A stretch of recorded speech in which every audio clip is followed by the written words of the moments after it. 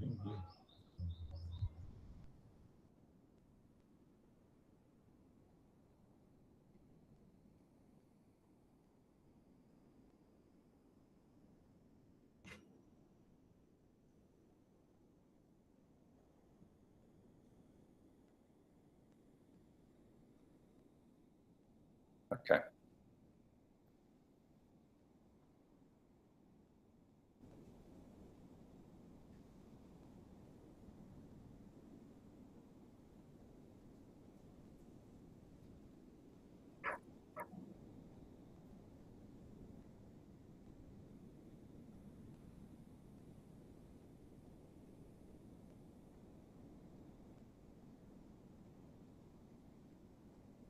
Should I move over so you can get at the podium?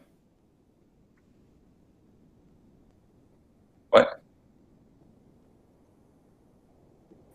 Oh, okay, yeah, okay. Good morning, good afternoon, whatever you or wherever you are. Can you hear me now, everyone? Okay, great. My name is Shi Junshi from the National Taiwan University, and it is a great pleasure to have Professor Paul Pearson from UC Berkeley to give us a plenary speech about the development of American social policy in recent years, especially after the during and after the pandemic crisis. And I think students of social policy should be very familiar with Professor Pearson's work. At the very beginning, he started the research on European Union social policy together with Professor Stefan Leifried from the University of Bremen. And later on, I think Professor Pearson became famous with his monograph on, dismantling, entitled Dismantling the Welfare State, where he proposed the idea of, I think, past dependency, about the welfare reforms during the, Western welfare reforms during the 1980s.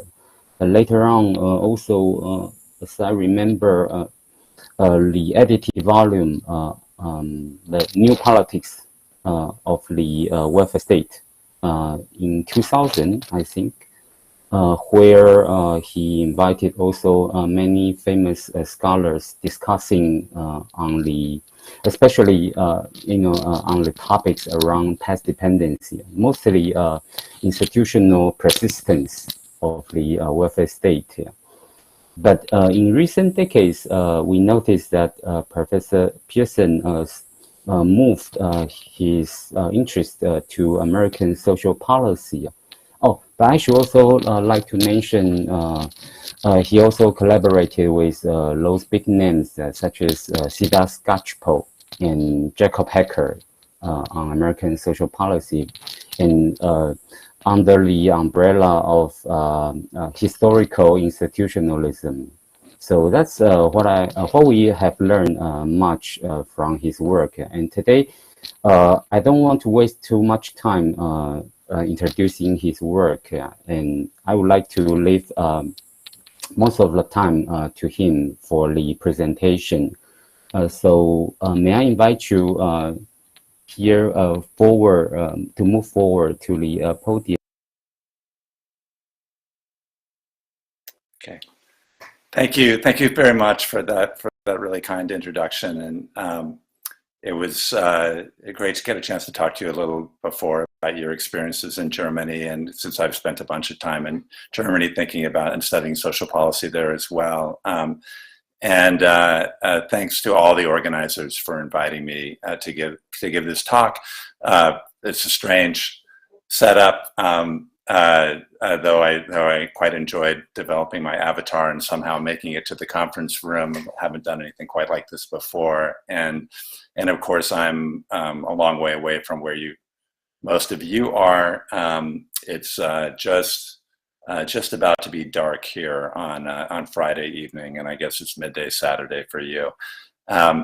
So I want to talk about the recent American experience, and I realize that most of the researchers that are here are working on East Asia, and so I wondered a little bit about whether what I had to say would seem timely and relevant for you. But I hope that it is. I do think that there's some interesting lessons in recent American experience.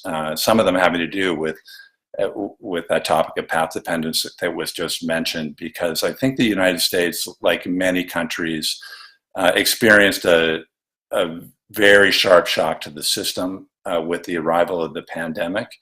And what I want to suggest today is that this did open a major window for policy reform in the United States, and a chance for the United States to become a somewhat more normal looking welfare state with respect to family policy in particular, and child policy, where the US has been a huge outlier. And I'll provide a little bit of data just reinforcing that message, though probably most of you are well aware of this. But it did look like a window for social reform was opening in the United States. But I think it's pretty clear now, although there's still some possibility in the next few months of getting modest legislation through, that this big opportunity has been missed. But it didn't miss by much. I'm not going to go too deep into the politics. I'll go a little bit into the politics, but I do want to emphasize that part of why I think this is interesting to study is even though the efforts for social reform failed, they came about as close as you could possibly come to succeeding without succeeding. And so while many analysts in the United States are mostly focused on why, on the failure, I'm actually interested, and I'm working on this project along with Jacob Hacker. I've been doing a lot of work with Jacob Hacker over the last 15 years or so. We've written actually 4 books together over the last 15 years, and we're now working on a project which is in part about this failed attempt. And what we're struck by is the fact that from what seemed like a place where it was inconceivable that these kinds of policy reforms would be adopted, the US actually very rapidly came very close to adopting these changes. And that is interesting to try to understand, even though the effort ultimately failed. And so it's a missed turn in US social policy, but one that I think is really worth thinking about, and thinking about the impact not just of the pandemic, although I think the pandemic was extremely important. I'll say a little bit more about that. But what were the kinds of factors that made it possible for this window to open and allowed policymakers and reformers to come so close to actually introducing really, really massive reform, by American standards, really massive reforms, and with the thought that maybe that has lessons for how we could think about how politics might unfold later. So that's the basic introduction to the talk that I wanted to give. And I guess I feel like I need to say just really quickly, since much of this talk focuses on gender and family policy, not an area of social policy, I confess, that I've mostly focused on in my work. But today, the U.S. Supreme Court made a massive intervention into gender relations in the United States, to family policy and social issues, by overturning the 50-year-old Supreme Court decision Roe v. Wade, and which had ruled that women had a constitutional right to obtain abortions in the United States, and had to have protected legal access to abortions. And today, the very conservative contemporary Supreme Court, thanks to 3 Donald Trump nominees, overturned that ruling, and immediately about half the American states are likely to put severe restrictions, sometimes total restrictions, on women's access to abortion within their states. So it is a major political landmark in the United States. Protests are taking place today and in the days to come in most cities around the United States. And so it feels like a slightly uncomfortable day to talk about this much more progressive social policy reform related to gender issues that almost passed, but that's just the timing of the talk. So I'll proceed. So next slide, please. So I'm going to start with just an overview of what President Biden proposed, which was a plan to spend about $180 trillion a year over a 10-year period. This would involve a massive expansion of the child tax credit, which would have been raised to $3,000 annually per child, and also would have been made under the current arrangements. If families don't earn enough of an income to be paying federal income taxes, they don't receive even the existing child tax credit, which is about $1,800. And so that would now be made available to all children, even the poorest children. So that's a massive expansion of direct child support. The U.S., I'll show you slides on this in a bit, is really the only industrialized country that doesn't offer some kind of access to paid family and medical leave. And this Biden proposal would have introduced federal funding for 12 weeks of paid family and medical leave. It would have introduced for the first time universal pre-kindergarten, so funding to the states for free preschool for 3- and 4-year-olds, and that was part of a general effort to vastly expand access to childcare in the United States. In addition to introducing universal pre-kindergarten, there would have been new subsidies for parents with younger children, where parents would have had to pay only a maximum of 7% of their income per child for childcare, and the rest would be paid through revenues provided by the federal government. There were also going to be additional support to improve the quality of childcare facilities, many tens of billions of dollars to improve the quality of childcare facilities, and to increase the wages of people working in childcare, and also at the sort of the other end of the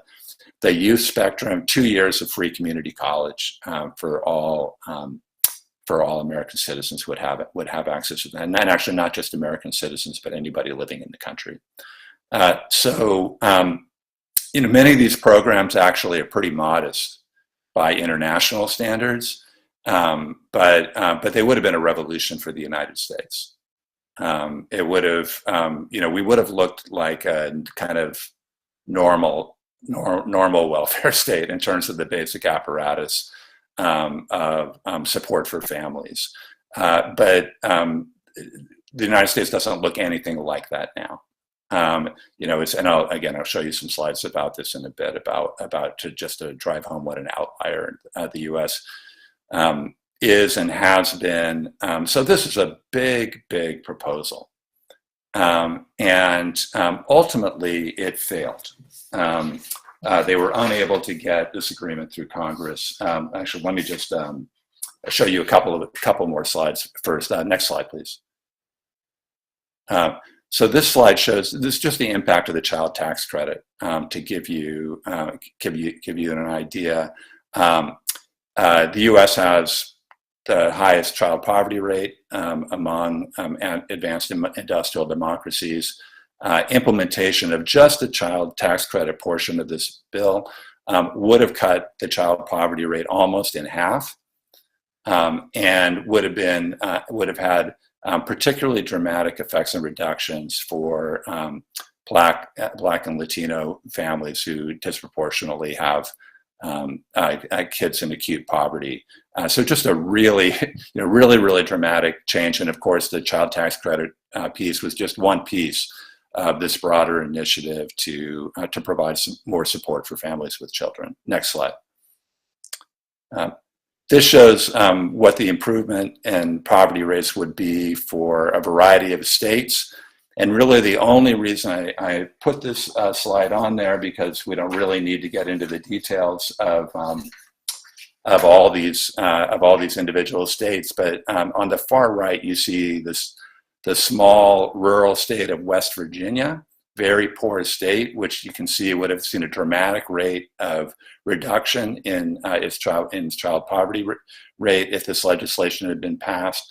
The key senator in the United States Senate, who ultimately was responsible for this legislation failing, a gentleman named Joe Manchin, a Democrat, but a very conservative Democrat in a very conservative rural state, who held the balance of power and ultimately blocked this legislation from passing. I'm slightly oversimplifying, but basically you needed 50 votes in the US Senate. There were exactly 50 Democrats in the US Senate. 48 of them supported this ambitious plan. There were two holdouts.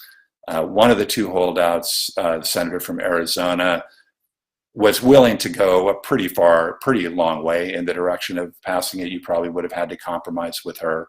But it was really Joe Manchin, the 50th vote, that they just couldn't get at the end of the day. So after many, many months of bargaining and posturing, the legislation failed just a few yards short of the finish line. And even though this legislation, I think, would have been extremely beneficial for the citizens of the state of West Virginia, the very poor state that Joe Manchin represents, he ultimately didn't support the legislation, and so it failed. Next slide. So just to start, one could say, well, why are we talking about something that didn't happen? Right? Why spend this energy to study something that didn't happen? And so the first point I want to make analytically is that if we're trying to understand the development of social policy, and we just simply divide the world into successes and failures, that is actually, I think, potentially really going to skew the way that we think about what drives policy outcomes. That you actually really want to think about the near misses, because they may reveal a lot about the political circumstances. How did we get, again, from an American perspective, I think a big puzzle is, given that the US has never seriously considered many of these policies, how did it come so close to adopting them? Right? And then a second reason, I think, to think about this is because the failure to make this leap in social policy is really a reflection of, I think, of America's very peculiar political institutions, which, especially in a context where the two political parties are gridlocked, makes it almost impossible to pass policy reforms. This legislation did not fail because it was unpopular. It was actually very popular. It failed because the Senate constitutes such a huge hurdle to policy reform, especially to progressive policy reform, given the way that it's structured and the way in which it favors conservative and rural interests. Potentially, I think the study says a lot about the other kinds of political dynamics that might potentially be more favorable to reform in countries that didn't have frankly, just absurdly malapportioned legislative chamber that just heavily disadvantages the political forces that are interested in these kinds of reforms. So I do think this case carries insights for thinking about the prospects for policy disruption, moving off of some path-dependent course, if you want to think about it that way, within highly institutionalized social policy regimes. It's extremely interesting, I think, that this almost happened in the United States. And just a quick word about methods. Basically, in this study, we're doing elite interviews. As I said, I'm working with Jacob Hacker on this, and he's not responsible for the formulations I'm giving today, although he did look at these slides before I did this presentation, and he didn't scream about anything that I was saying. So maybe we should hold him responsible as well. But we're mostly doing this research based on interviews with people who were actively involved in the policymaking process in Washington, members of Congress, staffers, people in the Biden administration, people in prominent social policy think tanks and advocacy groups. I haven't done this kind of research in a long time, and it's actually super interesting to talk to the people who were actively involved in trying to advance this agenda. And just this final note on this slide, we're very much in the middle of this research. So what I'm saying is preliminary, though I think the kind of broad outlines that I'm going to sketch out in this talk, I'm pretty confident we've got this part of the story more or less right. Okay, next slide. So let's not get bogged down on this one, but just it's a slide that that emphasizes how distinct the American political system is, how many hurdles there are to policy making reform. If you look at this is a study of 23 longstanding democracies, and how many formal veto points there are in these political systems, how easy is it to block reform?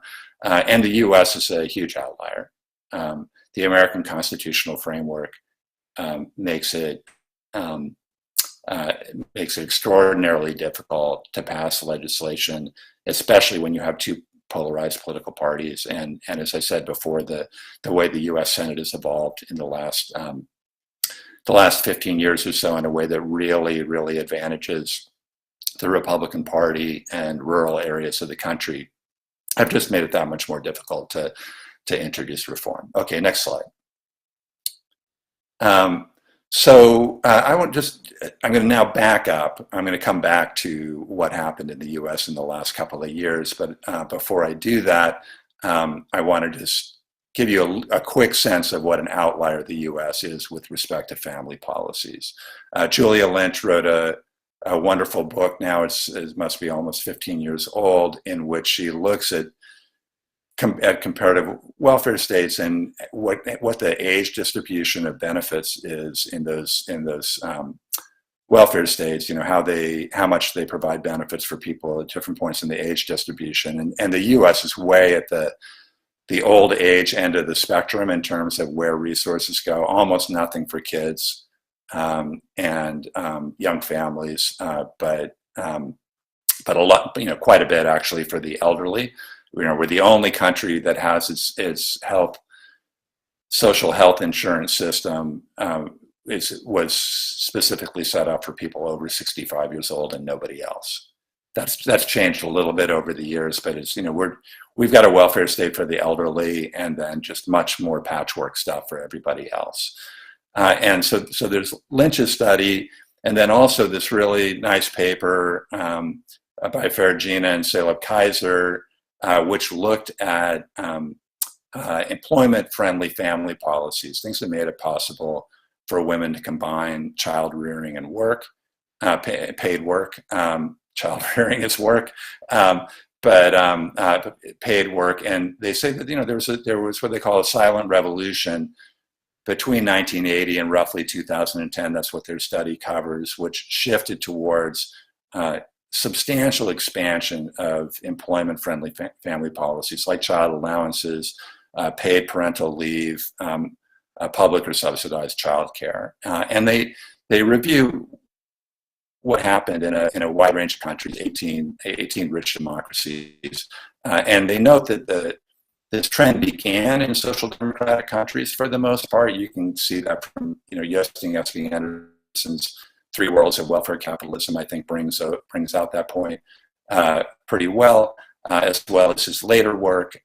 But it wasn't just limited to the social democratic countries. It also spread basically throughout the world of advanced welfare states with only one holdout. Now, saying that it spread and that there was a silent revolution in all these countries doesn't mean that they all did the same thing and that everybody ended up with kind of Scandinavian-style family policies. But all the countries that these authors looked at moved in the direction of expanding employment-friendly family policies. There was only one exception, and that was the United States, right? Out of those 18 countries, where you instead saw, what Esping Anderson has famously called a frozen landscape. Right? It was just stuck. You got a little bit of reform at the level of individual states, but at the national level, essentially nothing. Next slide. So this is public expenditure for families and children as a percentage of GDP in 2013. And by this measure, the United States is very close to the bottom, only to considerably poorer countries below it. I note here that Korea is just above it, that Japan is not that much higher either. So I'll point those things out as we go along in these slides. Next slide. The cost of childcare here is a percentage of net family income, and for typical two-earner families, and you can see the United States very high, very expensive to get childcare. And again, a reminder to say that the cost is a percentage of net family income, roughly 30% in the U.S. And again, the Biden proposal was to say, if you had 2 kids who needed childcare, it would be limited to no more than 14% of your income. Right? So if you have 1 kid, it's 7%. So that's a pretty radical change from a starting point where childcare is extraordinarily expensive in the U.S., even though childcare workers are not very well paid. Next slide. Not surprisingly, as a result of this is the percentage of children of different ages who are in childcare. And first for those aged 0 to 2, and then for those aged 3 to 5, U.S. Pretty far down the rankings in both age groups, but further down in the rankings for age 3 to 5, which is because that's a place where forms of universal pre-K that exist in many other countries push them way up the distribution here. But as I showed in the earlier slide, none of that really existed in the U.S. prior to this attempt from Joe Biden. Next slide.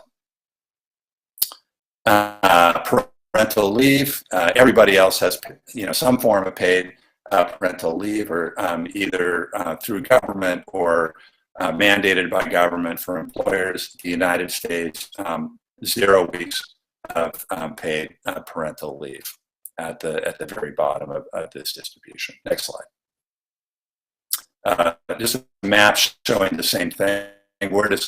Where does money come from for maternity leave cash benefits? In 2013, looking at 185 different countries, right? And the U.S. essentially alone, right, in just not having it at all. They're now for some employers, or some large employers are now mandated to provide limited paid, unpaid parental leave for their workers. Probably half of employees work in places where even unpaid parental leave is not required by law. But again, the U.S. here is just a huge, huge outlier. Next slide. What are some of the effects of this? Well, one thing that you can see is this is women's labor force participation in the paid labor market, and there's I'm sure this is no news to anybody here, but there's been a pretty steady upward trend in women's labor force participation across countries. But in the U.S., there are a lot of slides that look like this when you look at the U.S., where our performance kind of, whatever level it reaches, it kind of flattens out by 1985 or 1990 or 1995, and then there's decline. I could put a slide about life expectancy up here, and it would show something similar, where the U.S. actually used to have a lead on most other rich countries in terms of life expectancy. But it's not just that the U.S. has been falling behind the gains that other countries have made in life expectancy, but in the last 4 or 5 years, even before COVID, life expectancy was actually starting to decline in the U.S. So here we're looking at women's labor force participation, where it's just been really hard to increase women's labor force participation in the U.S. because the U.S. does so little to make it possible for families to combine having 2 people working in the paid labor market with having kids.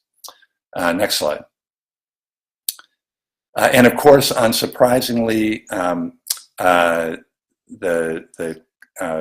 weak social policy infrastructure that I've described helps contribute, along with just very high wage inequality in the U.S., to a very, very high rate of child poverty in the U.S., and one in which even tax and benefit, even transfers working through taxes and benefits doesn't do that much to reduce the child poverty rate. So just a very, so weak labor force participation outcomes for women and very high child poverty. Next slide. So that's the backdrop, and let me come back to the politics and talk a little bit about what I think happened in the United States. How did it come about that the U.S. went from basically having no momentum towards introducing the kinds of family policies that exist essentially everywhere else in one form or another among rich democracies and established welfare states, to one in which this window for reform opens and gets almost all the way to passing this policy, but comes up just short. And I think there are 5 things that I would want to mention here. One is that there has been growing strength within the Democratic Party of the political left. Bernie Sanders is probably the most visible sign of that for people outside the United States. Both in 2016 and 2020, Bernie Sanders ran very vigorous campaigns from the left against more establishment Democratic figures, Hillary Clinton in 2016 and Joe Biden in 2020. He didn't win either time, but in both cases, I think people felt like he came pretty close. He was second. And it showed that there was just a lot more energy on the left within American politics than had been true prior to that. The emergence of Elizabeth Warren as a major voice in American politics. Ocasio-Cortez, I don't know how well she is known, a young progressive firebrand, very popular congresswoman from New York who unseated an establishment Democrat in a primary in New York and has become a very visible figure in American politics.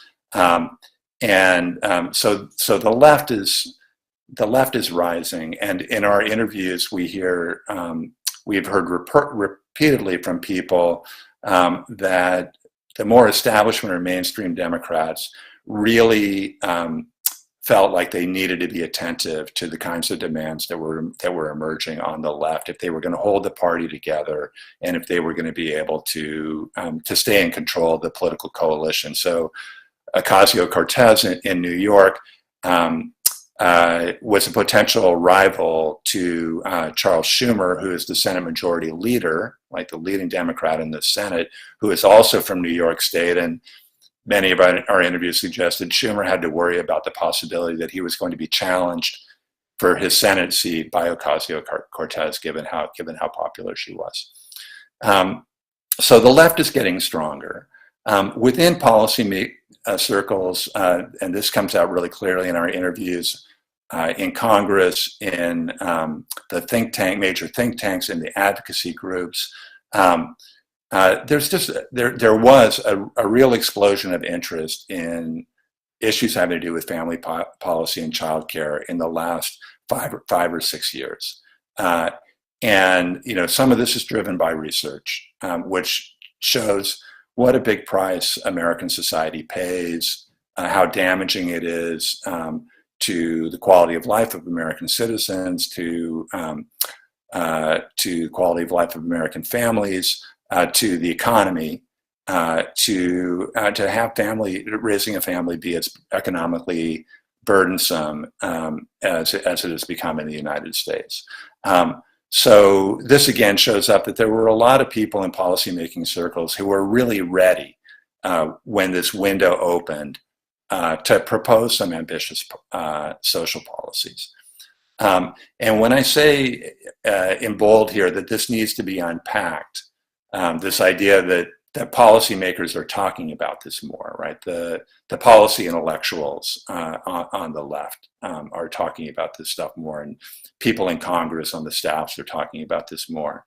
I think one way to think about what's happening, and this point, I am a little tentative about it, but and we're going to continue to explore what the evidence shows, but I think that this is probably right, is that one can think about this as the kinds of social pressures that I've already been describing building up over time and showing up more and more in the way that policy analysts are thinking about the problems that are most important and that need to be dealt with. In other words, the United States is paying more and more of a social and economic price for the frozen landscape in family policy, right? And one place where that shows up first is in the discussions of that take place in think tanks and in advocacy groups, right? So I think it would probably, we could say, oh, well, this shows how important the analysts are because they start talking about these things and then they very quickly show up in the proposals that are being considered in Congress. But I think one could also think of them as kind of, I don't know, the canary in the coal mine, we would say, like they are showing that this is happening, but it's happening because, and they're taking the positions that they do and focusing on the ideas that they do because the problems in society are just becoming more and more burdensome. Okay, third point here, this is kind of paradoxical, but you could call it the silver lining of really high inequality. So the U.S. is a very unequal society. It's becoming more unequal over time. Jacob and I have written a couple of books about that. And then when Donald Trump is president, the Republicans make this even worse by introducing big tax cuts that are highly focused on the top 1% of the income distribution and corporations. Sharp cut in the corporate income tax, for example. And those tax cuts were not popular, but they did them anyway. And so here the silver lining is because there's so much inequality in the US and because these tax cuts had passed, the Democrats could propose massive public spending, not just the family policies that I'm talking about, that's about half of it, but they also wanted to do huge spending on infrastructure and spending on climate-related policies. And they could propose to do all of this, $3.5 trillion over 10 years, without needing to increase the budget deficit at all, and without needing to make any increases on taxes on people making less than $400,000 a year, right? Basically anybody below the top 1%. So politically, that's attractive. It's hard to raise taxes on people. But if you can tell people you're going to provide a lot of benefits, the kind of benefits I'm describing, and that nobody's taxes are going to have to go up except for the top 1% of the income distribution, that makes it a lot easier. Right? So that also helps to open the window. Then you have COVID, all right? And I need to start moving quickly. But so COVID arrives, I think, against the backdrop of what I'm describing. And COVID, I think, has a couple of important effects. One is that it just makes very clear that the American safety net for families is completely inadequate to deal with a situation, for example, where all of a sudden kids are having to stay home from school, right? And do their school online. Who's going to watch the kids? Like, how is that going to work? And so you'll see in a second, big drop in women's labor force participation.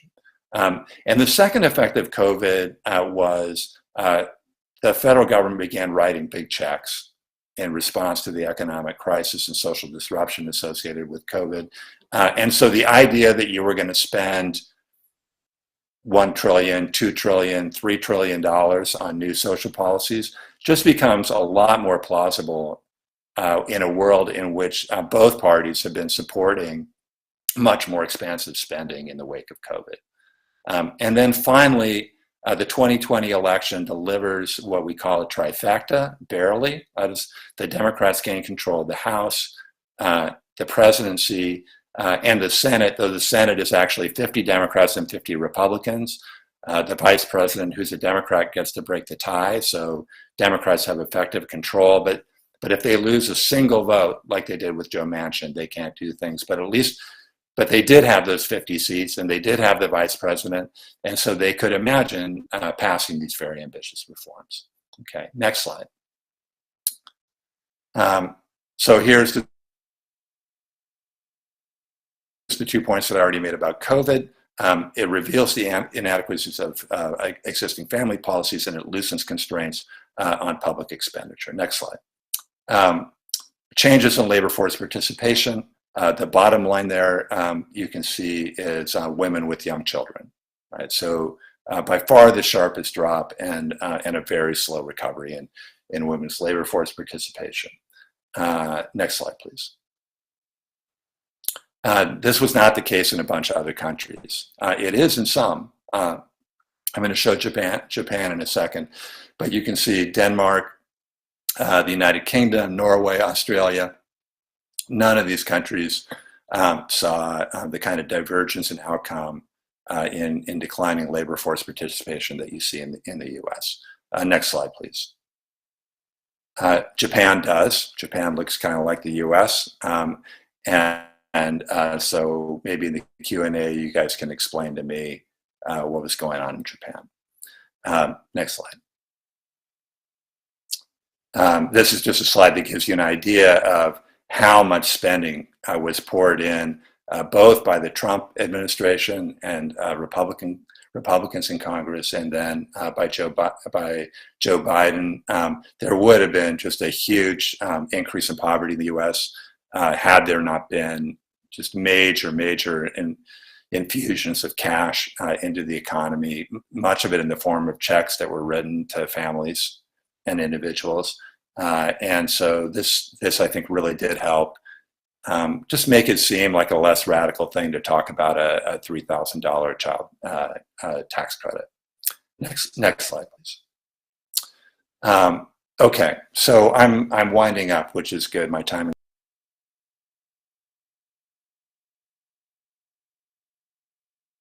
Take a second to say something about what I see as the big implications and what we should be thinking about. The first, and I think I imagine this is something that you've been talking about in the other sessions quite a bit, is COVID's a big deal. COVID does open up all sorts of possibilities. And of course, there's a long tradition in the study of social policy to think that things like wars and economic crises, the Great Depression, can open the window for much more radical developments in social policy of one kind or another. And I think that clearly happened in the United States. That along with other things, the pandemic opened a window for a lot more spending and for a very different kind of spending.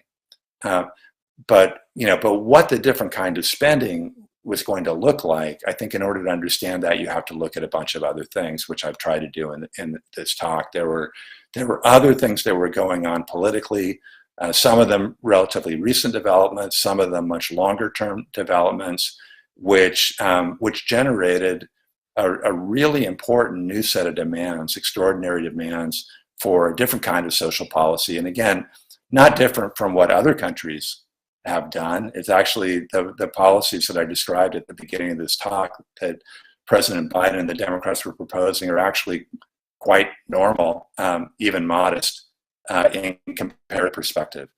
But for the United States, they would have represented a really fundamental departure with huge consequences for people's lives, including, certainly not least, the possibility of cutting child poverty in the U.S. in half. So a different kind of spending for reasons that have to do with the kind of political trends that I talked about a few minutes ago. Second point, the importance of political institutions. Okay, so I'm a political scientist, and so I'm inclined to emphasize the importance of political institutions. But I think it's pretty clear in this case that if you could imagine a counterfactual world in which the US had political institutions that were just a little closer to the international norm, that this plan would have passed. You wouldn't even if the United States Senate were just not so shockingly malapportioned. And just to give you an illustration of that, okay, so I live in California. California has a population of about 40 million people. It is, if it were an independent country, it would be, I think, the 6th largest economy in the world. Right? We get 2 senators out of the 100 seats in the very powerful United States Senate. Wyoming, which has 600,000 people. So again, California has 40 million people. Wyoming has 600,000 people. Wyoming also gets 2 senators. Right? So particularly in a political environment where the parties are highly polarized, and they've increasingly polarized, and I think this is common in many countries, they've polarized around a kind of rural-urban axis. Like if you want to know which party people are going to vote for, increasingly what you want to know is what's the population density of the area in which they live, right? And certainly in the United States, but in many other countries as well. You see that kind of urban-rural divide. But that divide is far more consequential for politics in the United States than it is for many other countries, because we have this very malapportioned Senate that is organized along these geographic lines, and means that even though Donald Trump lost the popular vote in 2016 and in 2020, that the pivotal vote in the Senate, that 50th vote that you needed to pass this legislation, is from a state where Donald Trump won an overwhelming majority of the vote. Right? So it was not, this plan did not fail because it wasn't popular. It was popular. Right? It failed because of the structure of American political institutions. Right? So countries that don't have our political institutions, might see these kinds of political forces play out differently than the way they played out in the United States. And then finally, the last point, and just to bring it full circle to that very nice introduction and to some of the ideas that I wrote about now quite a long time ago, about the idea that welfare states, once they're established, become increasingly resistant to change. And I really emphasized in that book, Dismantling the Welfare State, that they're especially resistant to being dismantled. Right? It's hard to take benefits away from people. It doesn't mean that you can't change your welfare state. All welfare states change over a long period of time. But there do tend to be these kind of rigidities, a certain kind of frozenness, to use Josta Anderson's language, right? That is hard to overcome. And it's not that I don't believe that that's true anymore. I think that that's still true.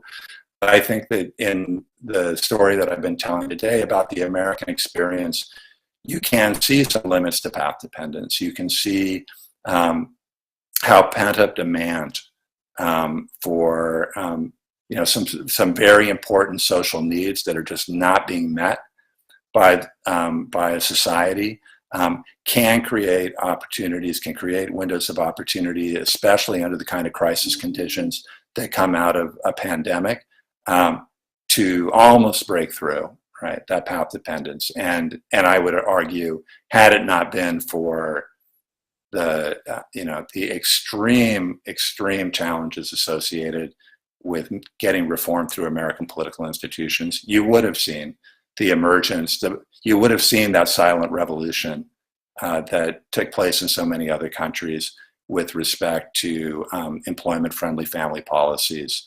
You would have seen that happen in the United States. We came as close as you can come to having that happen without having it happen. But then the very final point in this slide, it's not going to happen. I think the window is pretty clearly closed for anything except modest reforms. the failure of the U.S. and many other countries to really get past COVID. I think even though we're now kind of back to a semi-normal world, it's been very demoralizing, I think, for the electorate. People are feeling gloomy. And then inflation, and I would say particularly inflation, every time they go to fill up those big American cars with their big American gas tanks, has really damaged the political standing of the President Biden and of the Democrats. And it is almost certain the Republicans will pick up enough seats in the election in November to close the window hard on any kind of social policy reform in the next few years. So one could say, why are we talking about this? It didn't happen, and it's not going to happen. I hope I've made a persuasive case that it is really interesting to think about what experience the U.S. has had in response, in part, to the pandemic, but not only to the pandemic. I feel like I've learned a lot about our politics and about the politics of social policy reform, even in a case where there was a near miss rather than a successful reform. And I'll stop there. We've got some time left for questions.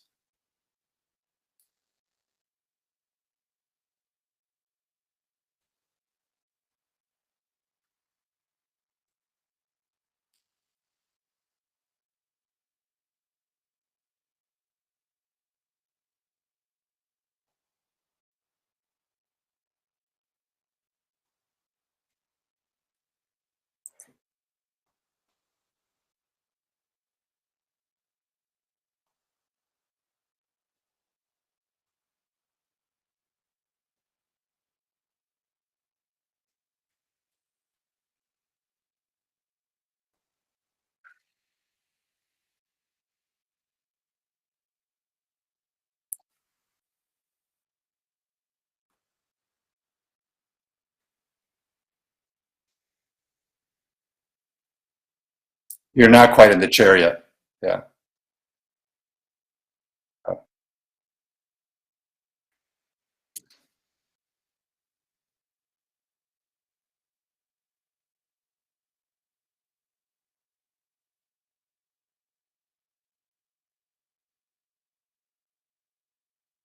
You're almost there.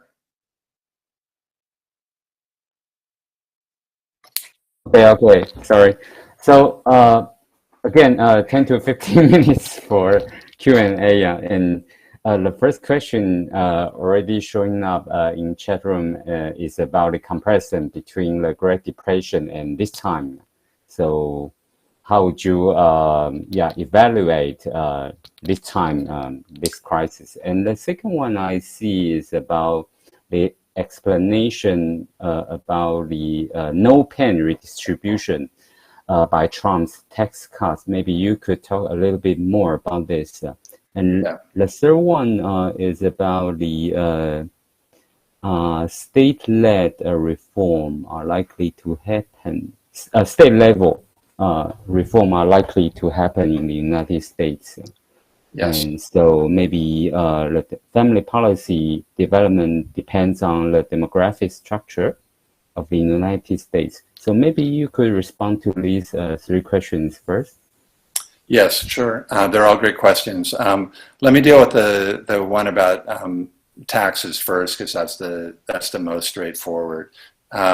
So in 2017, the Republican Congress and President Trump passed a tax cut bill that was cost about $2 trillion, almost $2 trillion over 10 years.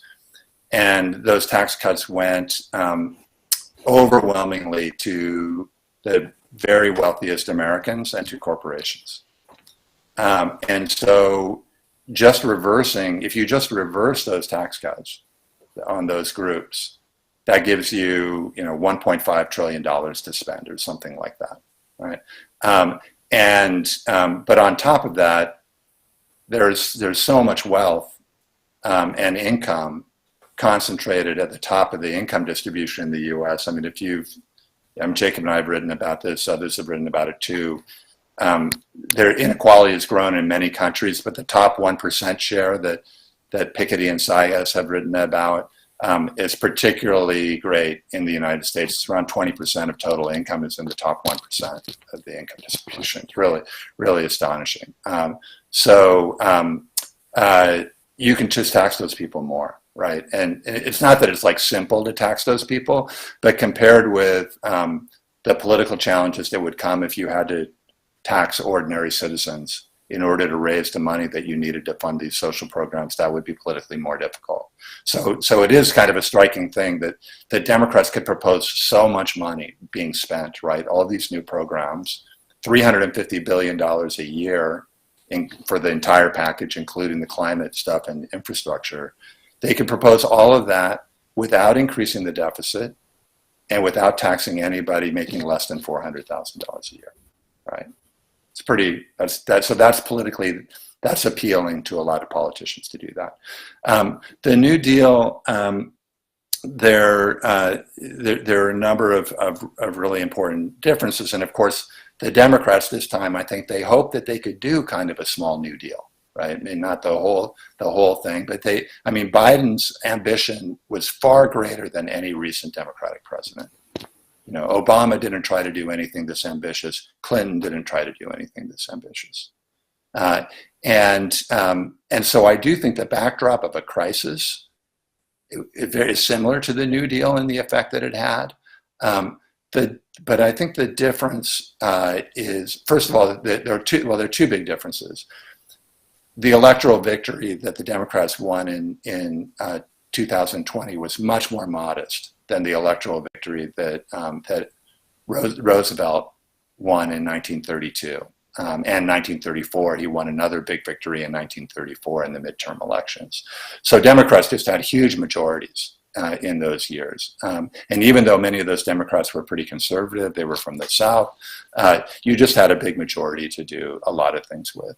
And the other difference is that the opposition was not just weaker, but also was not as geared towards just opposing everything and blocking everything, as is true in contemporary American politics. To use the language political scientists use about this, the system was not polarized in the 1930s. I mean, there was lots of disagreement, but there was not like this just complete obstruction that was coming from the other side.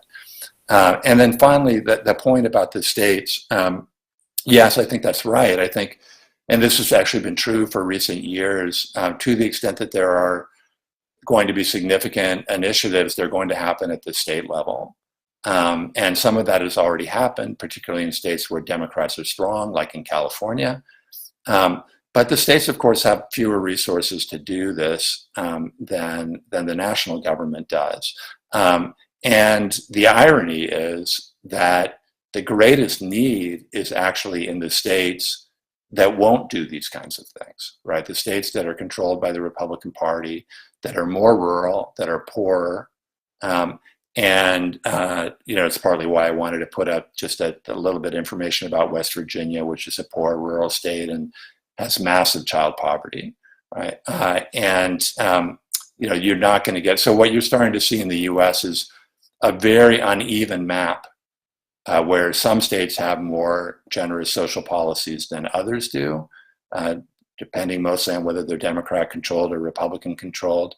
But really, it's very hard in a decentralized federal system like this for any states to provide the kind of benefits that the national government potentially could provide. Mm-hmm. So given the time limit, I would suggest that we collect 2 more questions. One arising from the chat room is about do people need to pay more taxes in the United States? And maybe we collect a further question from the audience, if any. Can you just voice? Yeah. I mean, from the audience, anyone of you could just voice your question.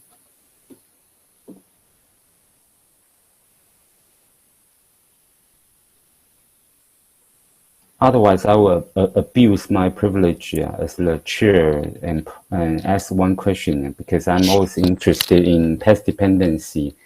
And I know that later during the 2000s, I mean, there has been a huge debate about, institutional continuity and change. How would you interpret, the government responses to the pandemic crisis? I mean, whether it's continuous or maybe a past departure in American social policy. Yeah. Yeah. It's a conceptual question. Yeah. Yeah. Great question. So I'll just try quickly to answer this question about, do people need to pay more taxes? I don't know what's happening in Korea and Japan now, but I do think the fiscal situation in the U.S. is now changing in part with inflation, and the Federal Reserve is now raising interest rates quite quickly. And so I think that is likely to mean that the period that we've been living through, where there's relatively cheap money and one could think about the government spending more without worrying too much about how it was going to be financed, that period is probably over. That's going to make the politics of this more difficult. It's going to make it more that you're going to have to raise taxes if you want to spend more. But again, the U.S. does have this. I mean, it's not a good problem to have, to say like so much of the income is in the top 1% of the income distribution that you don't have to tax most people to raise revenue. But it does mean that, and that may continue to make it a little bit easier to think about spending more money in the U.S. So on path dependence, this is a big topic. We could spend a long time talking about it. And I would say that my own work has evolved in the direction of seeing more change, and partly because I've seen so much change in the United States, though often the change takes place not in the institutions themselves, but in the way that the institutions function, given changes that are taking place elsewhere in the society. And Jacob Hacker, who I now work with, I thought wrote a very good critique of dismantling the welfare state in his piece in the American Political Science Review back in 2004, where he talked about this idea of drift, where it may be that the welfare state looks very stable, but if the rest of the society is changing, then it may actually function very, very differently, right? And so I do think I do see more potential for change, especially with these kinds of big disruptions. And what I emphasized, I think, in this talk was the biggest barrier to reform in the American welfare state wasn't really path dependence, right? It wasn't really the kinds of things that I talk about in that book, where it's hard to get rid of the programs that you already have, and there are powerful interest groups around all those programs and those kinds of things. The real problem in the U.S. was the structure of the political institutions, right? Which is a different problem.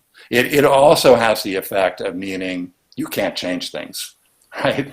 Right, but it's not. But it's not for the kinds of reasons that I was exploring in that book. It's just because those institutions now operate in a way that makes it extremely difficult to carry out major reforms if it requires legislation to do it.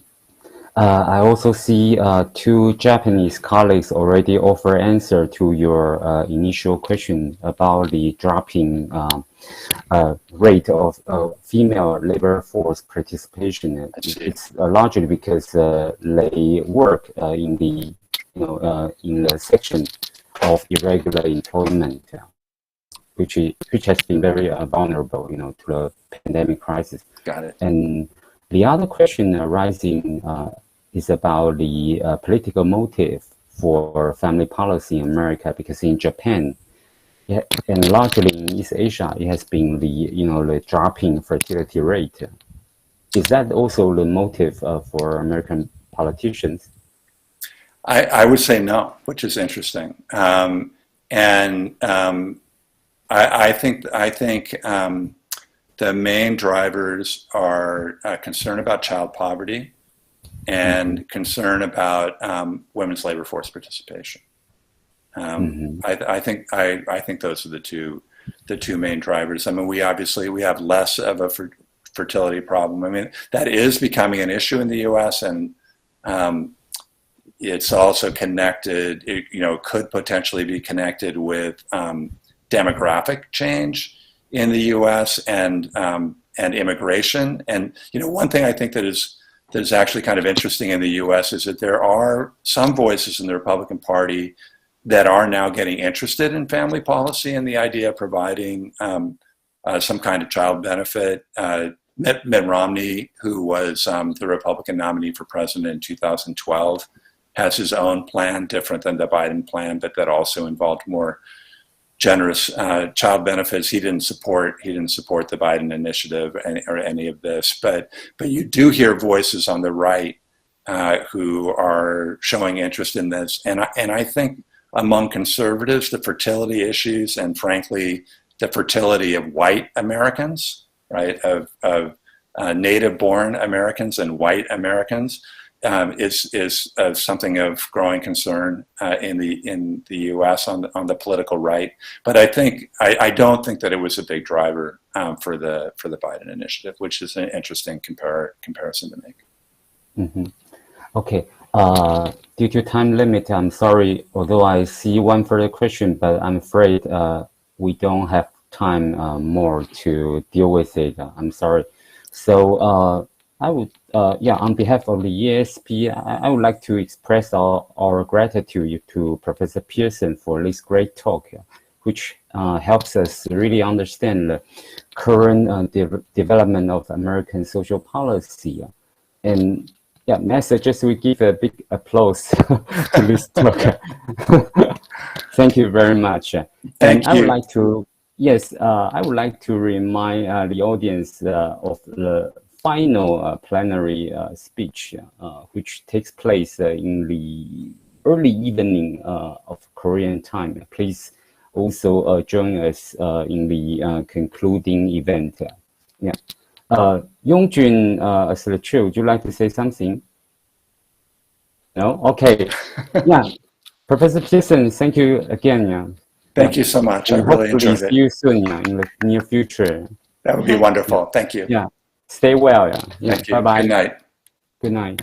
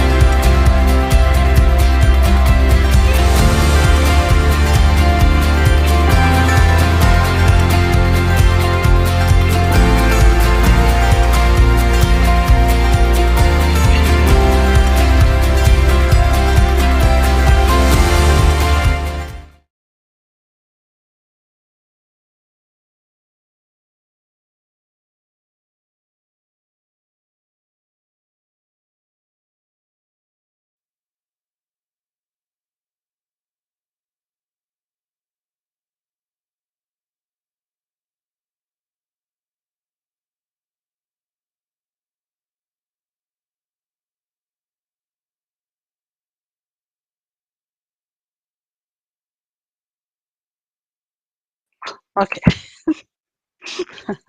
Thank you. Let me introduce our last plenary session's speaker. Welcome to the last plenary session. We have the pleasure to invite Professor Aya Abe to give a talk on Japanese welfare state. Professor Abe is a professor of social policy at the School of Humanities and Social Sciences at Tokyo Metropolitan University. She is also the director of the Research Center for Child and Adolescent Poverty. She received her bachelor's degree from MIT in the United States and a PhD from the Fletcher School of Law and Diplomacy at Tufts University. She worked for 16 years at the National Institute of Population and Social Security Research, which is a government research institute in Japan. She now teaches public policy at the Tokyo Metropolitan University. Her 2008 book titled Child Poverty, Re-examining Japan's Inequality is the first book focused on child poverty in Japan. In 2015, she set up the Center for Research on Child and Adolescent Poverty, which is the first research center in Japan dedicated to poverty research.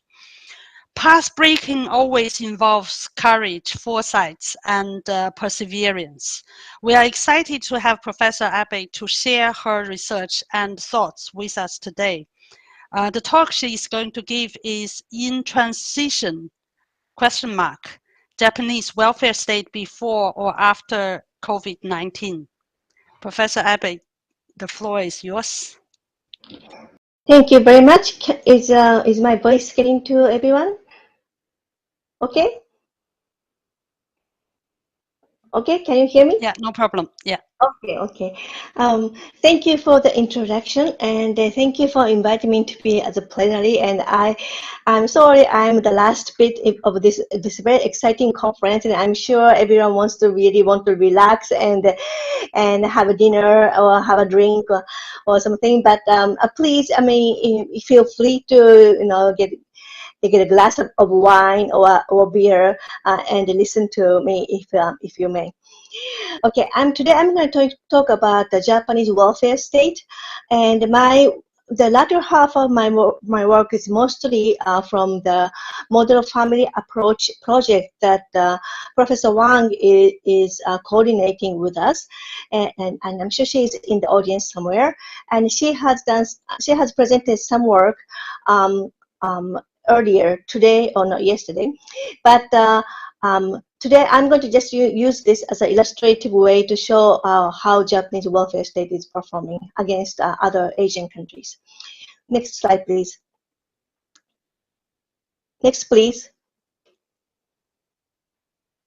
My slide is not moving. Is everyone's slide moving? Next. Oh, yes. Okay. This is just taking from Julia's presentation about which basically says kind of things that is commonly said about East Asian welfare state, that that it places the central role to the family as a funder and provider of care and protection, and it has the Confucius culture, which also strengthens the family value, and it also has a low welfare expenditure levels and not so much on the poverty protection. And it also says, the word productivist is used quite often in this conference as well, but it says that East Asian social welfare states puts economic policy ahead of the welfare policy. Next slide, please.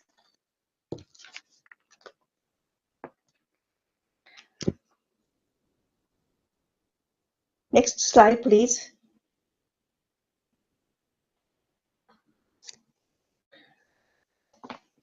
Is the slide moving? I'm sorry. Yeah. The one is now on Japanese welfare state in the East Asian welfare state beef. It's not showing on my. Okay. Yes. This also is showing some of the things that was previously said about Japanese welfare state. But I think the Japanese welfare state, among this East Asian welfare state typology, is always kind of described as a puzzle or hybrid. In the past, and also in more recently in Yang Schooner's work in 2020, it also was showing that it was a bit different from other Asian welfare states, where it places very small emphasis on education, and it is moving more toward weak productive states, as such, as shown in this diagram. Next slide, please.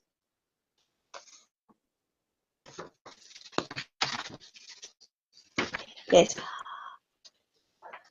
Some of the work from the Japanese scholars, notably Professor Shizume, who has also presented earlier, Japanese welfare state is most described as a corporate-centered conservative welfare regime, where the welfare is dominated by this male breadwinner family model, and based on social insurance provided both from the employer and also employees. And that places Japanese welfare protection into three layers. Here in this triangle that I'm only showing the two layers, but on top are the permanent workers.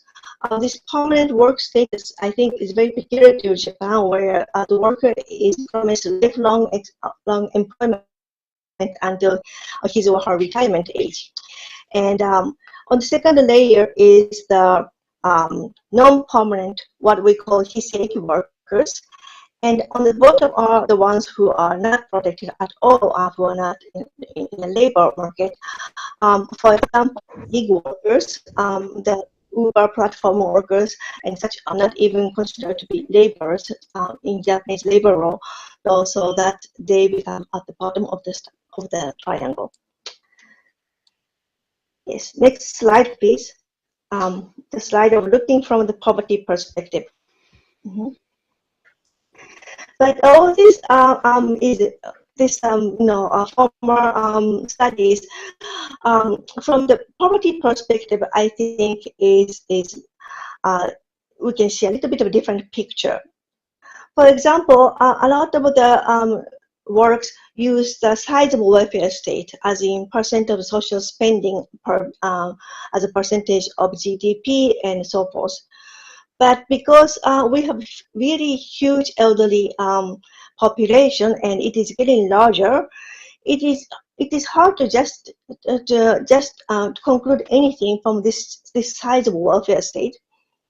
And also, we cannot really put together income protection for the elderly and income protection for the working age, as all this the income protection is done in different ways. For the elderly, mainly what we are talking about the pension, which is provided by social insurance, and for the working age population, we are looking at an unemployment insurance and public assistance and child benefits and so forth. So, as a poverty scholar, I like to re-examine Japanese welfare state from the poverty rate. First, I like to show you the transition of poverty rate in Japan from 1985 to 2018. Next slide, please. Here, this is the government statistics using the standard OECD definition of a poverty rate, which is those below the 50% of the median household disposable income. I mean, as you can see, in 1985, the poverty rate for the whole population was 12%, and it has risen to 16% in 2012. And then after 2012, we had a fairly good economy for a few years, so it had declined a little, but still, compared to the 80s and 90s, the poverty rate is at a higher level. And similarly, the darker blue one is the poverty rate for children, and it also shows that it has been growing quite a bit for the last first 30 years, even though the last 10 years we have seen a decline in the poverty rate. But that is only because of the good economy. But if we look at the poverty rate by different age, we see a very different picture. Next slide, please. Here I have, is the slide moving? No, but I'm just going to talk anyway. Okay. Here I have plotted the transition of poverty rate from 1985 to 2008 according to the age. And here I'm only using the male population. I hope everyone's seeing this graph because I'm still stuck in this transition of the poverty rate in Japan slide. I can see your slides, so we can see. Yeah, so you can just stay next, and then the stuff will move further, and then yeah, we can see, no problem. Sorry about it. It's the slide on transition of the age structure, the slide 8, because I'm seeing slide 7, transition of the poverty rate in Japan. But maybe there is some delayed, so I'm going to talk anyway. So you can see I have put 2 big blue arrows on the graph. On the right side, you see a big down the side looking arrow, indicating that the poverty rate for older people have declined quite a bit in the last 30 years. And on the contrary, if we look at the young side, there is a peak of 15 to 19-year-old poverty rate mounting over there. So you can see that in 1985, that mountain was almost non-existent. But by 2000, if you look at 1994, which is the one in green, and then 2003 and 2015, you can see that this has been going up quite up. So basically, what we're seeing is the transition of the age structure of the poor people in Japan from the elderly population to young population. Next slide, please. And in a way, I mean, this is showing that we have done some good things about poverty protection, at least for the elderly population. And you can see that Japanese social security spending is mostly used for this elderly population. The one in dark is for old age. Basically, this is for the pension. So we have managed to lower the poverty rate for the elderly population quite a bit in the last 30 years, as you saw in the last graph. But amount of allocated for housing, which I've shown with the arrow over there, is the little blue bit spot beneath the pink part. Is fairly small, and it has remained small. And also the family, which is the yellow one, has been growing quite a bit, but still inside this entire social security spending, it is in a small part. And the public assistance is in the pink part, which is really small and has remained small for the last 30 years or so. Next slide, please. And many say that the Japanese spending on public assistance is small because that Japan's welfare is based on occupational welfare, and in that the people are prevented from falling into poverty from the employment. But if we look at the before tax and after tax poverty rate, are you seeing the right slide? Because that one should say the occupational welfare in the 1980s is losing its effectiveness. I am showing in the dotted line the poverty rate before tax and transfers. And you see that in 1985, not only that before tax poverty rate is fairly low compared to what it became to be in 2010s and 2020s. You can also see that they're all like kind of clustered together, basically meaning that there was really no government effort in in closing the gap of the poverty rate before, the poverty rate between the before tax and transfers and after tax and transfers, right? But by 2012, which is the year that we saw the highest poverty rate, the gap between the solid line and dotted line has become quite large. So basically, the government is doing something about this failure of the occupational welfare in keeping the poverty rate at bay. Next slide, please.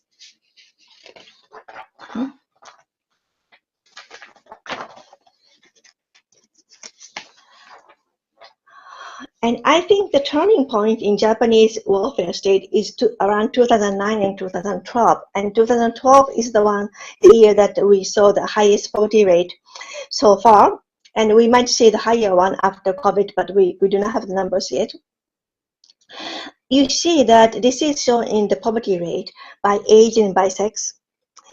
And the 65 plus F, that means the elderly, the women, as poverty rate remains high all throughout them, and that's another big problem in Japan.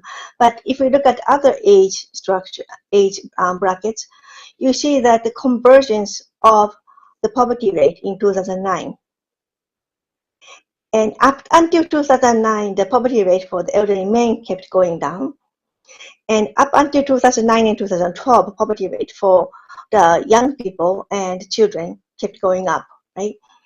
And then it kind of converged in 2009, 2012 time.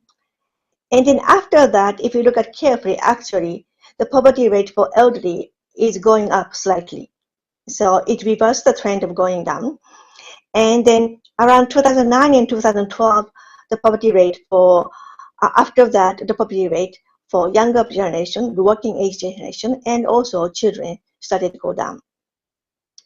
So it kind of seems to indicate that 2012, this is a time that the Japanese welfare state maybe shifted some of the its emphasis from the elderly population to younger generation.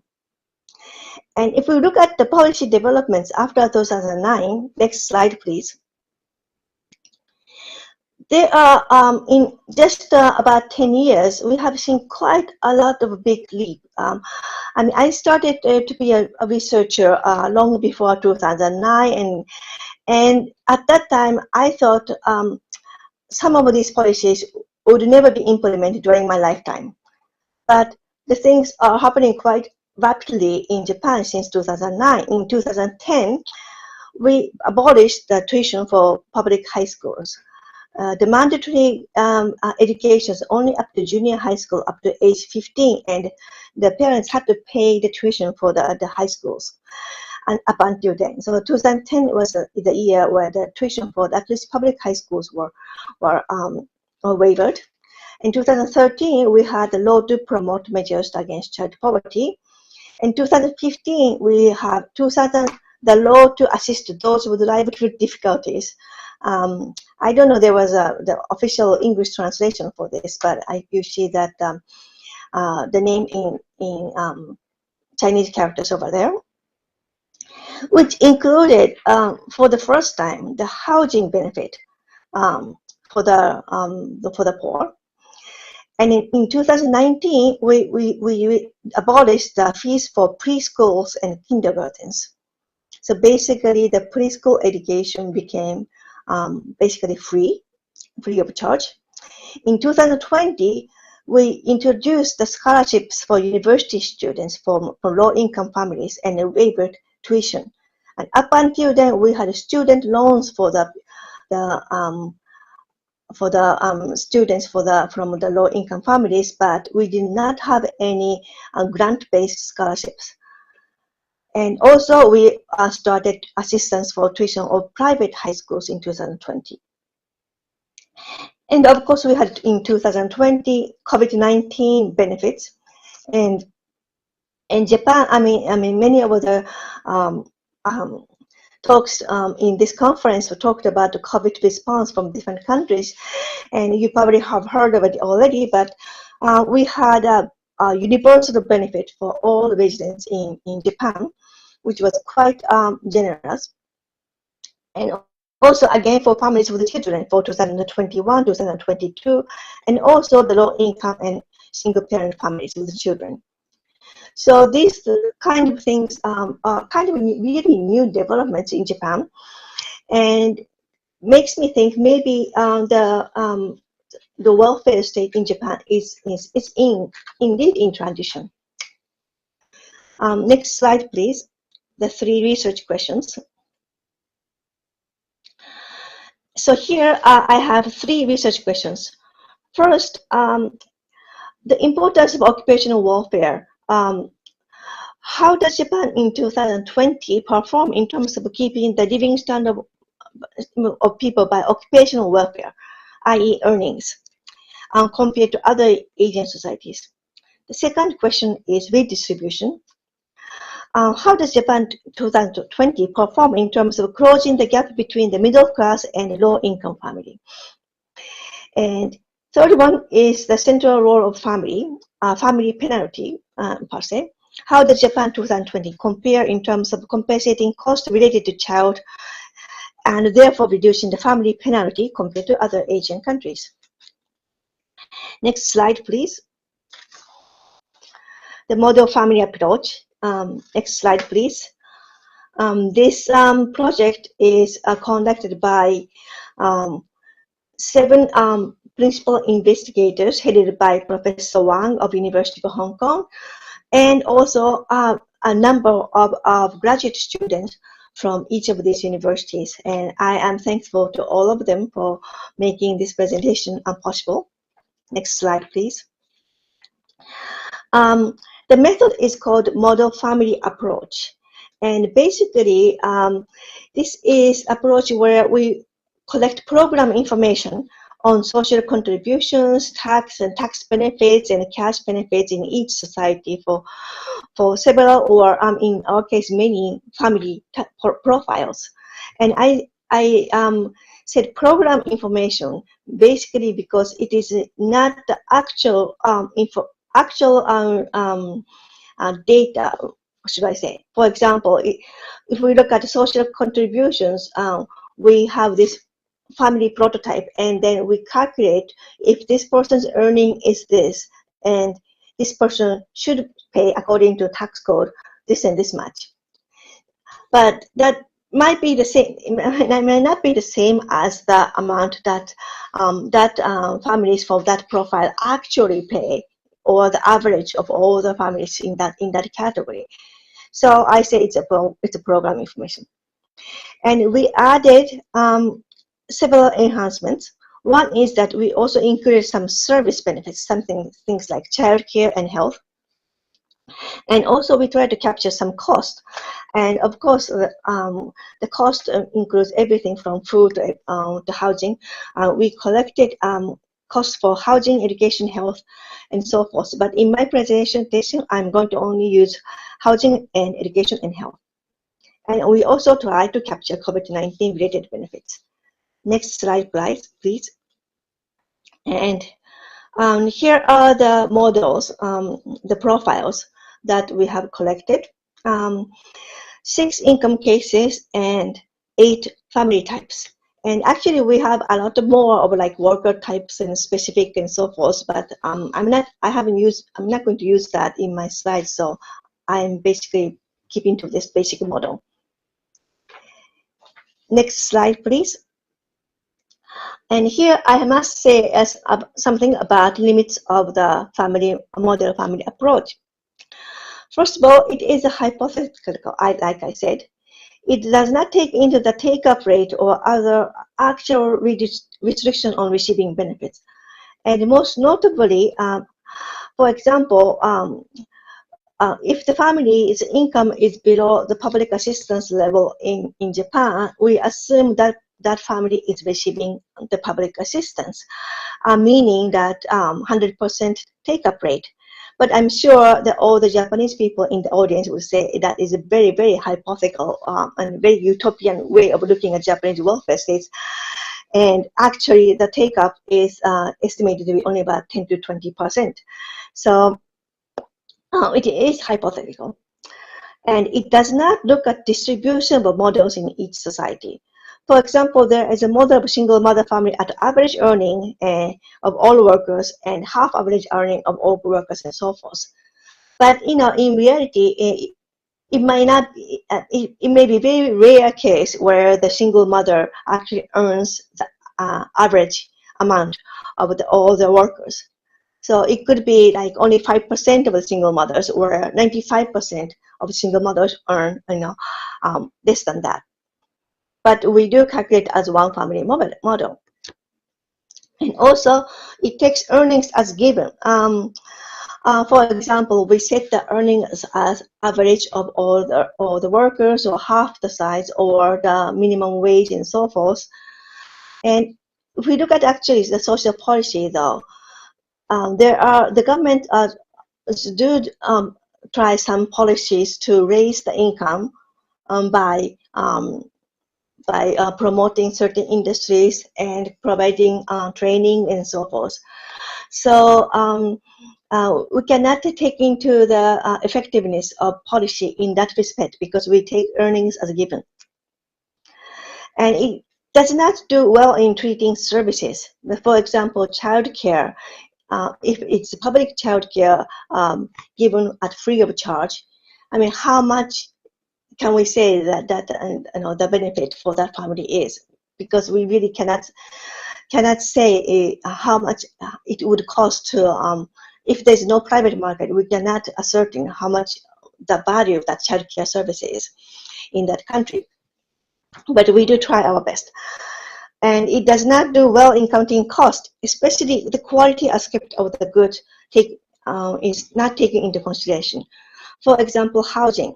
And this is the part that would come up later in the analysis, but also we have assumed that the low-income family and middle-income family, you have the same housing cost.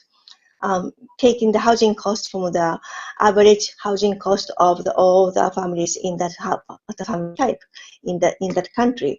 So that means that the middle-income family and low-income family have the same kind of housing, but in reality, probably the low-income families have the lower cost housing with a less quality. But we cannot really put that into the model family aspect.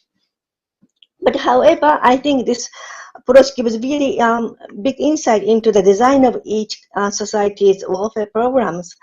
So it is very interesting to see how each country is treating different countries and different families, and how well each system is going to perform if it performed perfectly. Next slide, please. Okay. The first question, does the income package reduce the gap between low and middle income families? Next slide, please. Here, I am going to compare 3 family types, number 6, 7, 8, basically couple with 1 child and a couple with 2 children and a couple without children, because I'm basically interested in the families. And I'm going to compare the 1 earner family with half national average and 1 earner family with national average. Next slide, please.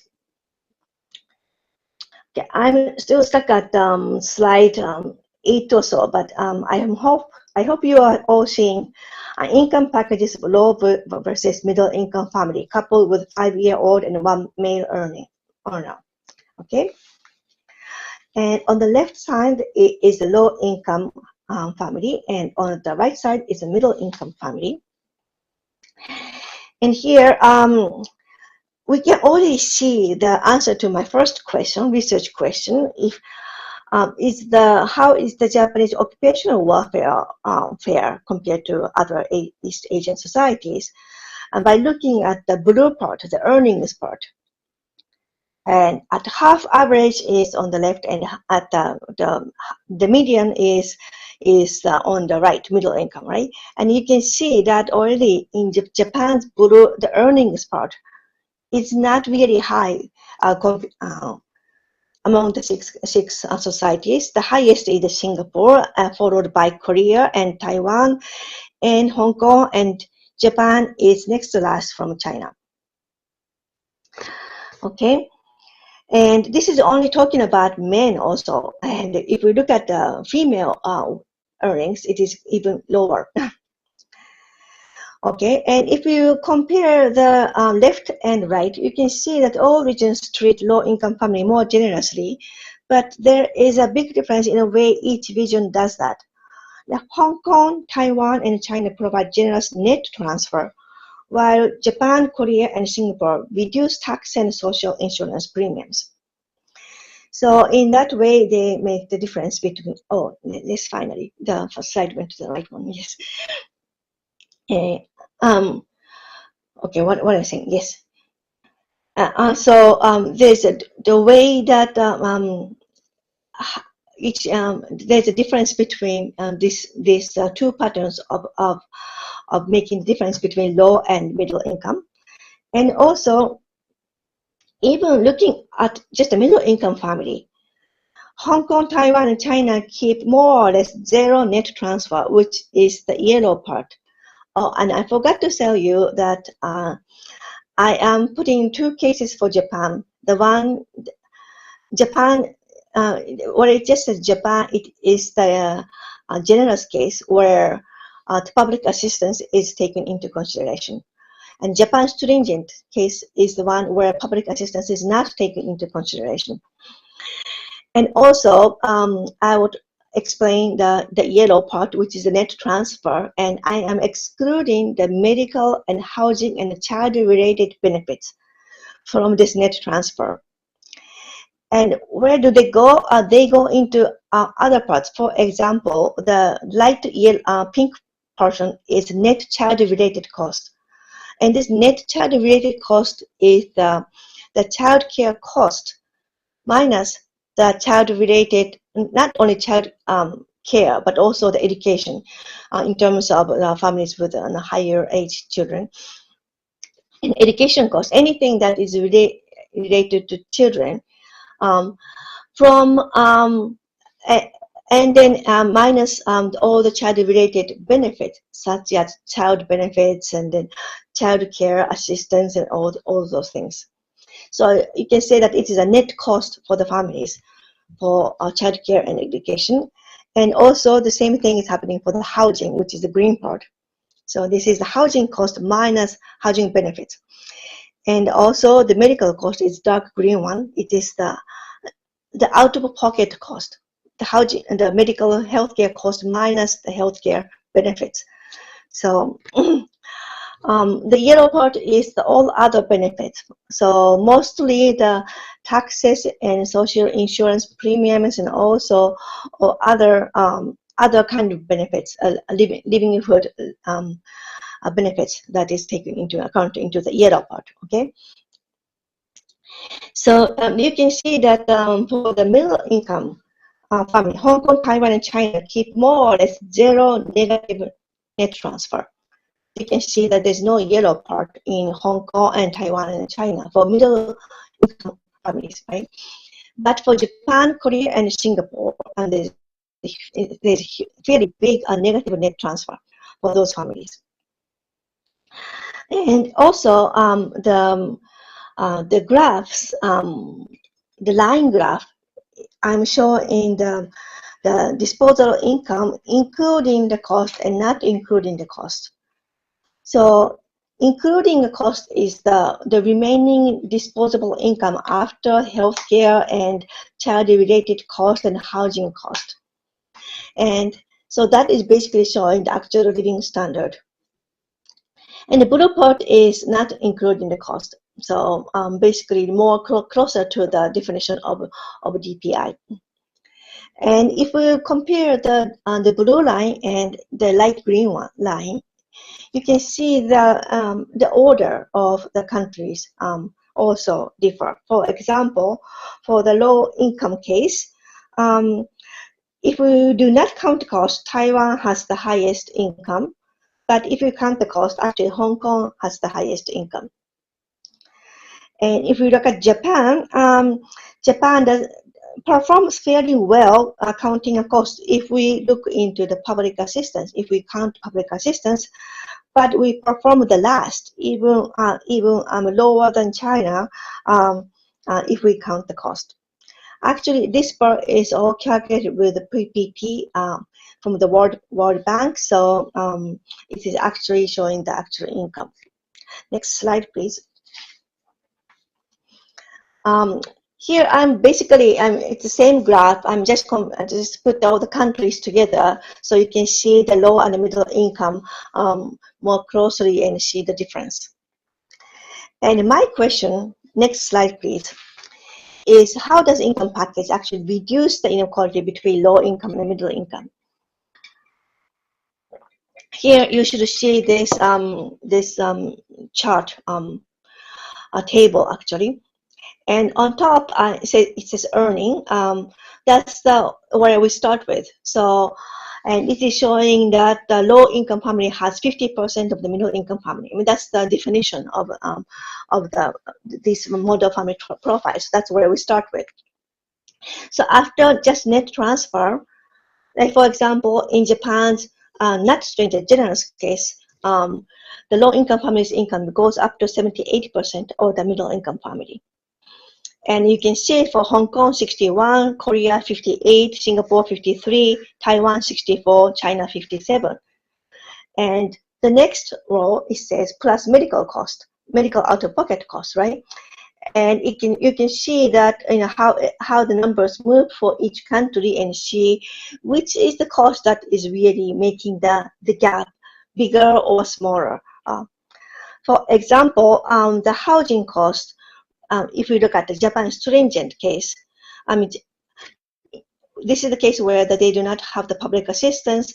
So already, starting from 50%, the low-income families has gone down slightly little up to 46% of the middle-income family, and it goes down quite a lot to 13.4%. And that is because we assume that the low-income family has the same housing cost compared to the middle-income family. So probably what they actually do is do not pay as high of housing cost, but have to stay in a housing that is much lower quality than the middle class. But still, if we assume that they have the same standard of housing, then their income would have gone down to only 13% of the middle class.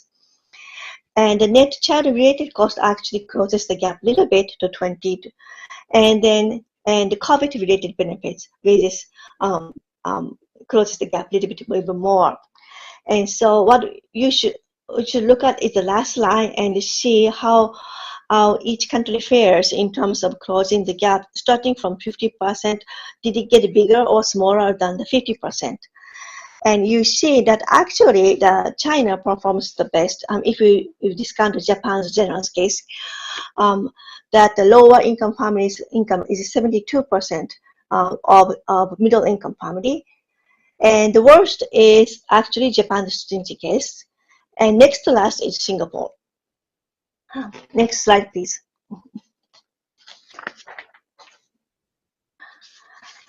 And here I'm looking at families with 2 children, and children are not at preschool, they are in school age and doing the same kind of work.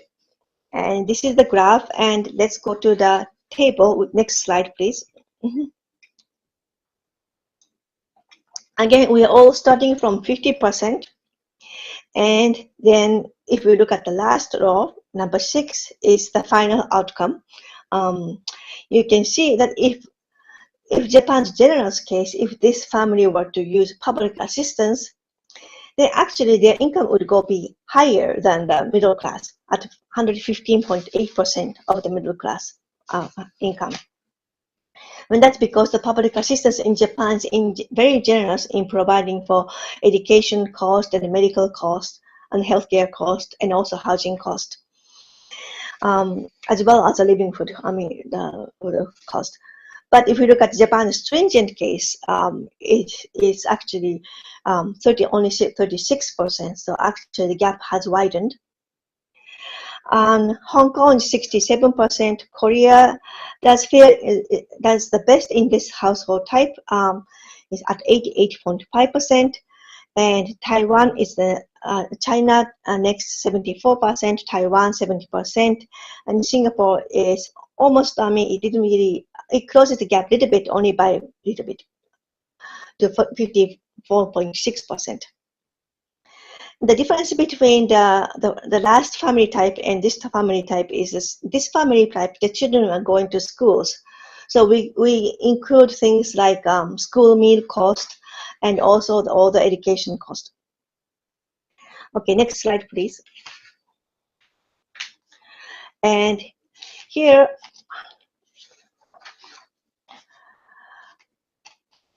okay. What slide are you seeing now? Now you should see a couple without children and one male earner.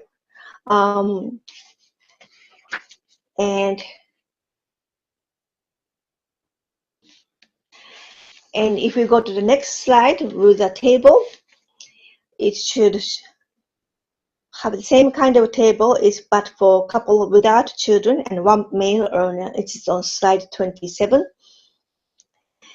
Here again, most of the countries do not really do much for this family type. Actually, most of them are around 50 to goes from like 45 to 55, except for Japan's case, where they do, if the public housing assistance is counted, it goes up a little bit to 59.3%. If it's not counted, it is counted to 24%. So it's very the worst of all. And for Hong Kong, 56%, Korea 51%, Singapore 49%, Taiwan 44%, China 51%. So after counting all this housing, medical, and so forth, you can see that none of these countries do very well in closing the gap for families without children. So I now go to the next question of, does the income package reduce the gap of families with children and without children? Yes. Next slide, please. Here I am going to compare couple with one child aged 5 years and also couple without family types 5, 6, and 8. Next slide, please. And here I'm looking at the low income case. So here you can see that the earnings bar is the same for all countries. So from Japan and Hong Kong, they all have the same earnings, right? And you can see the different income package for families with and families without children. And next slide, please. Here you should see the table on this is slide 31. And at the earnings level, I equalized all the incomes, because and here I'm comparing the families of family size 2 to family size 3. So I should equalize the income, right? So at the beginning, the families without children are at 122.5% of the income of the families with children, simply because they have smaller family size. And you should see at the end, I mean, does it become bigger than 122 or smaller than 122? And if we look at the row 6, after counting for COVID and all the all other costs, you can see that for Japan's case, actually families without children is at the 86.8% of the families with children. So actually Japan is treating families with children better. For Hong Kong, 101%, so it's almost this, so it is a bit lower than 122. So actually Hong Kong managed to make the families with children and families without children equal. For Korea and Singapore, it is much higher than 122, meaning that after all the costs are being considered, the families without children are much better off compared to families with children for these two countries, especially for Singapore. And where does it come from? Basically, it really is from the child-related cost and housing cost. And Taiwan and China actually reduces the cost for families with children quite a bit, so that actually for Taiwan it's about the same as Hong Kong. For China, the families with children are better off compared to families with children. No, families without children are worse off compared to families with children. Next slide, please. And that is for the low-income family. The next slide should show the middle-income family. Slide 32, please. Actually, that it does not really make much difference from the low-income family, except the effect is much is lower for the middle-income family. Next slide, please. And lastly, I am looking at high-income case where there are two earners. So basically, two couple where both of husband and wife are working, and the couple with one child where both of them are working. Next slide, please. And the slide should be on slide 34. Here again, we start with earnings of 122, and if we just look at the last row, you see that for Japan and Singapore and China, actually Japan and Singapore, it is slightly lower than 122, and for Korea and China, it is almost the same as 122 where it started with. So that means that basically there was no effect of closing the gap or widening the gap. For Hong Kong and Taiwan, there was a slight increase in the gap, but not much. So it does not really do much for the high-income families. Next slide, please, on conclusion.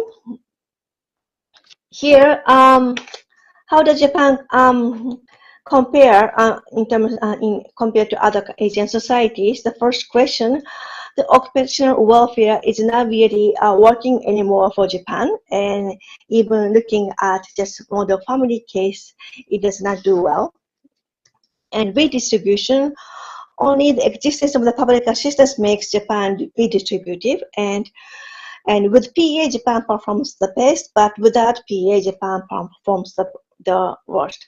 The high net housing cost is very detrimental in widening the gap.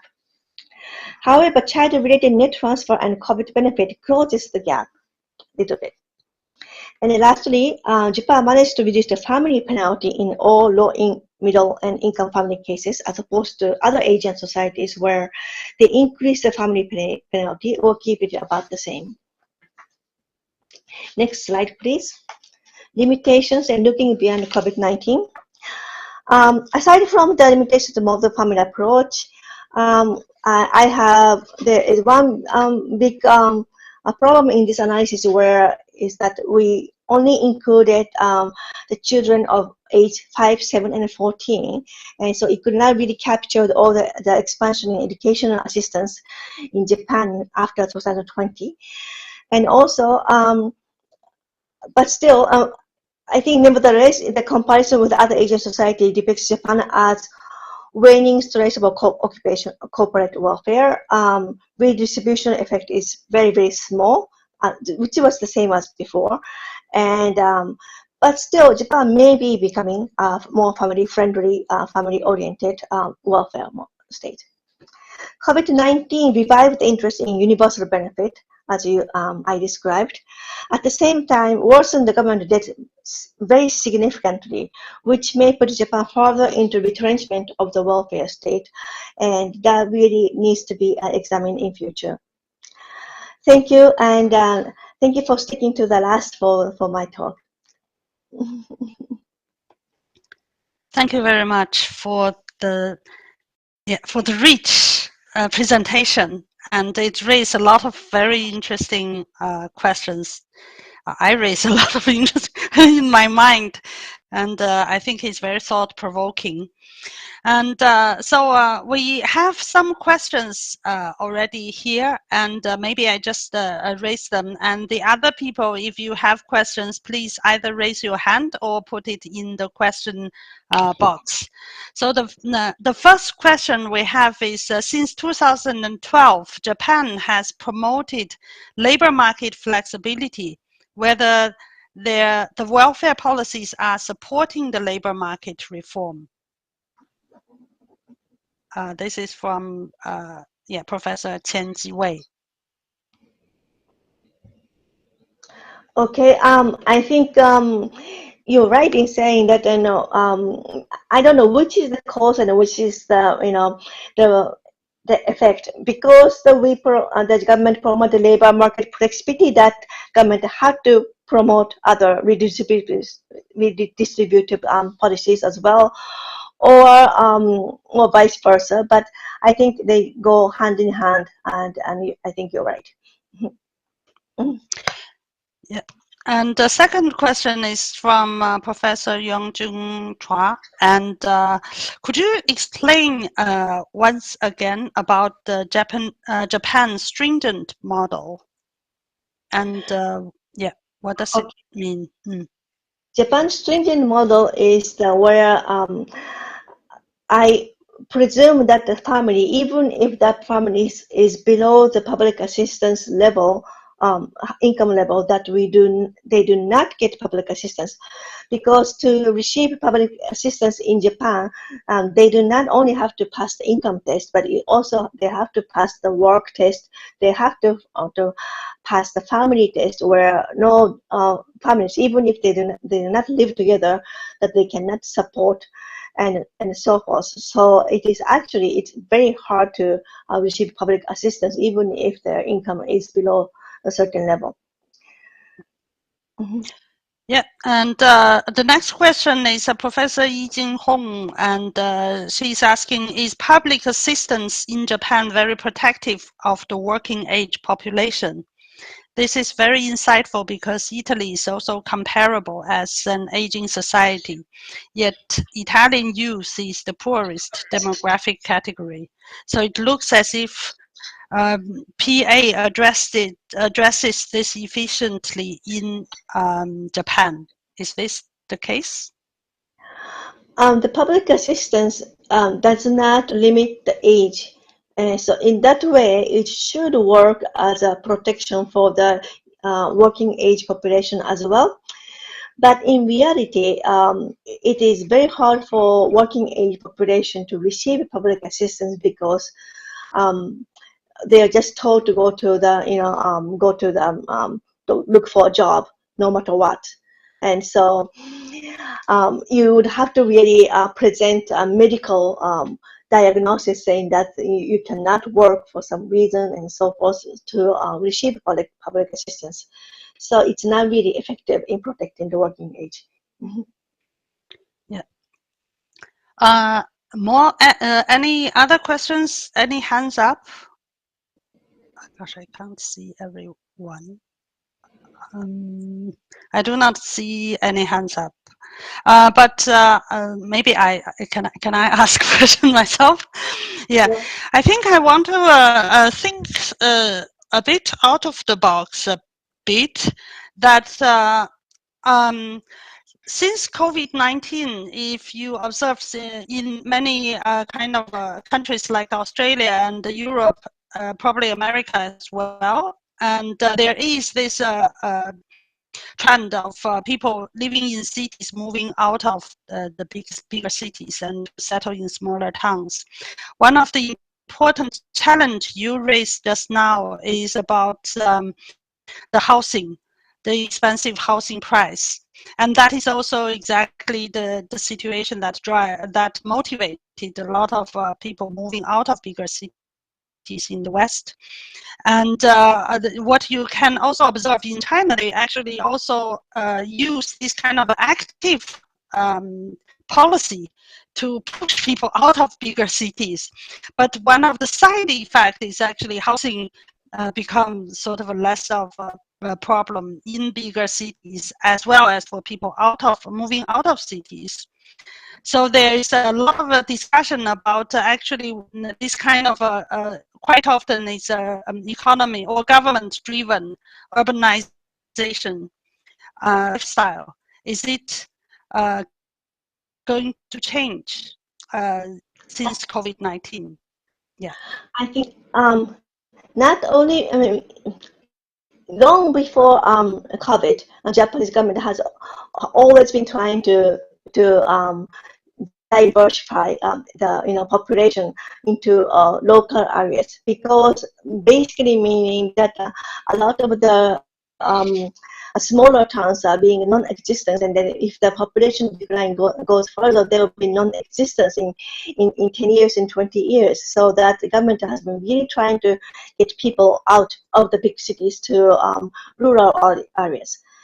But if after COVID, I think there is some movement to do so. But what is happening is that people who are fairly on the higher end of the income class can move out of the cities, and from the city's apartment to have a big house in the rural side, because they do have the networks and the jobs that enables them to work remotely and such.